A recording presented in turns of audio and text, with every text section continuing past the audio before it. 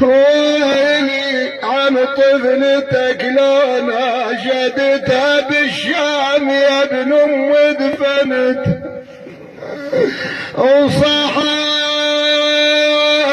يا العليل النوب للعباس وديني اريد اقعد على قبره وحاجي ويحاجيني خويا اختك وجيت وياك وانت لجبتني والاخت ما تنعاف عد من عفتني جاوب خلي جاوب بالفضل عباس تعتبين يا زينب علي انا وين راسي وين دي ضاق الفض اخويا علي بعت بك يا بنت حامل حمي والله اخويا سمعت تعتبين وعتابك سمعت شلون الذبيحة عاتبخت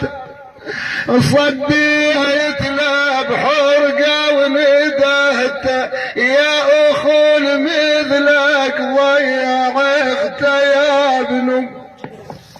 جاءت الرباب قالت يا ابن الحسين دلني على قبر ولد الرضيع.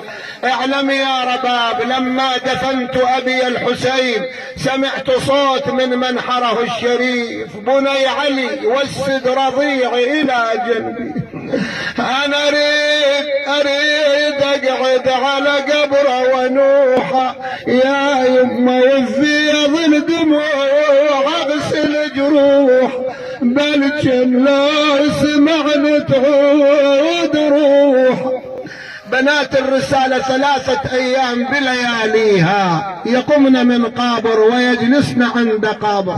في اليوم الثالث أراد الإمام السجاد أن يرتحل من كربلاء. قالت عم إلى